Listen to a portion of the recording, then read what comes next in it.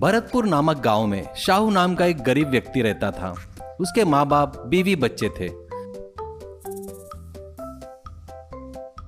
Shahu train में मसाला जाम बेचता था। वो एक टोकरी में जाम रखकर, मसाला रखकर, ए मसाला जाम ले लो साहब, मसाला जाम ले लो, मैडम मसाला जाम ले लो, स्वादिष्ट मसाला जाम, ताजे ताजे मसाला जाम ले लो साहब, ले लो, चिल्लाते हुए ट्रेन भर घूमता बेचता था। खरीदने वालों को जाम के टुकड़े करके उस पर मसाला डालकर देता था। वो बहुत ही स्वादिष्ट रहने से आने जाने वाले यात्री, बहुत सारे लोग खरीद कर खाते थे। उससे कमाया हुआ पैसा वो घर आकर पत्नी को देता था। हर गरीब के घर में होने वाली बात, पैसों की कमी उसके घर में भी होती है।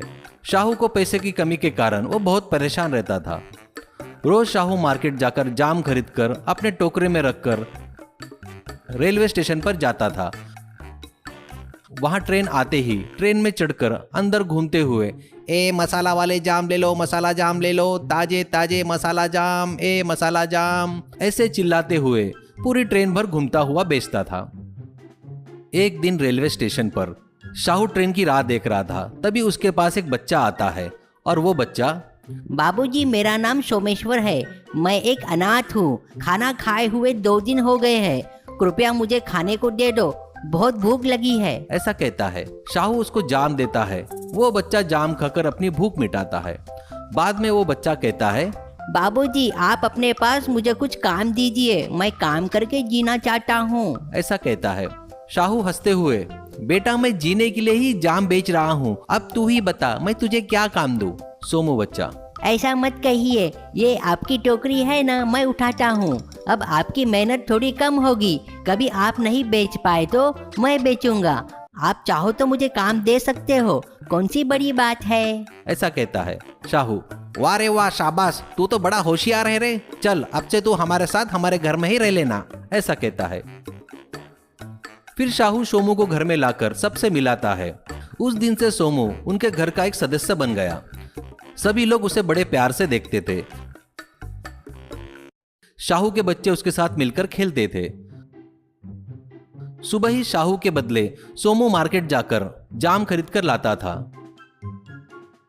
सोमू जाम की टोकरी अपने सिर पर रखकर शाहू के साथ चलते हुए, ए जाम ले लो जाम, मसाला जाम ले लो साहब, मसाला जाम ले लो, काफी स्वादिष्ट है, ताजे ताजे जाम, ऐसे चिल्ला रहा था।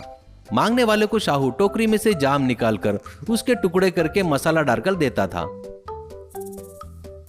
सोनू घर में भी काम करता था। बाजार जाकर सामान लाना, सब्जी लाना, कुएं से पानी निकालना, शाहू के माँ बाप को दवाई खिलाना, ऐसे सभी काम करता था।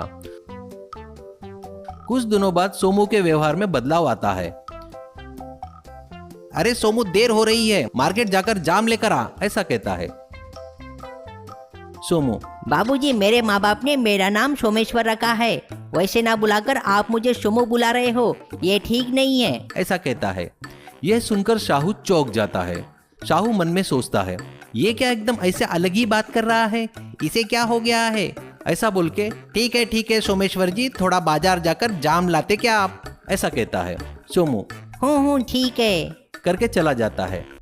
बाद में शाहू के माँ बाप दवाई मांगते हैं तो, हट तेरी की, क्या है ये, तुम 1 मिनट भी नहीं रुक सकते क्या, हमेशा परेशान करते रहते हो। ये सब देखकर सुनकर माँ बाप को बड़ा आश्चर्य होता है।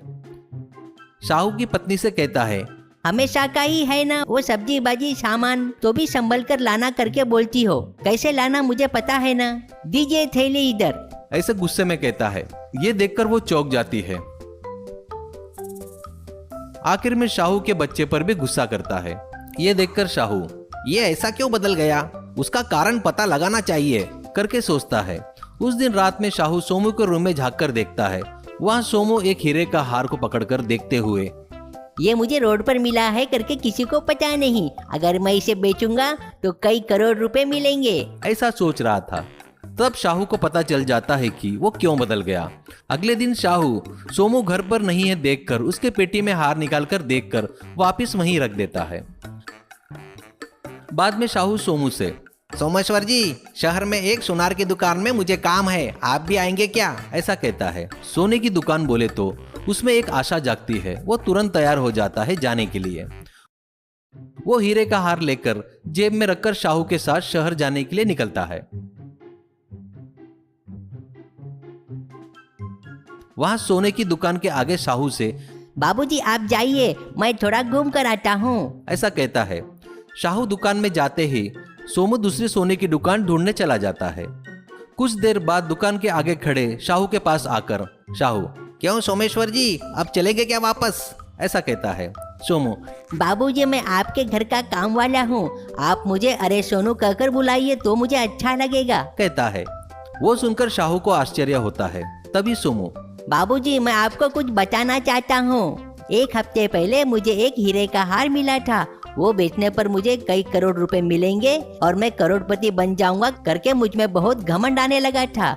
मुझे माफ कीजिए बाबूजी। वो यही बाजू वाले सोनी की दुकान में दिखाया तो वो नकली है करके बोले, नहीं ये असली है ऐसा मैं बोला तो मुझे 4 फटके लगाकर भगा दिए। शाहू, मुझे पता है वो नकली है करके, मैं तुझे वो नकली करके बोलता था ना तो तू नहीं मानता था, इसलिए मैं तुझे यहाँ पर लेके आया हूँ। तू अभी छोटा है, आगे बहुत बड़ी जिंदगी है, मेहनत करके कमाए तो ऐसे कई हार खरीद सकते हैं। किसी के हार को अपना समझना गलत है। चलो मान लो वो असली होता तो उसके मालिक को वापस दे देना चाहिए, वही इंसाफ है और धर्म है। धन दौलत रहो ना रहो, इंसान अच्छी इज्जत से जीना चाहिए, ऐसा कहता है। ये सुनकर सोमू शाहू के पैर पड़ता है।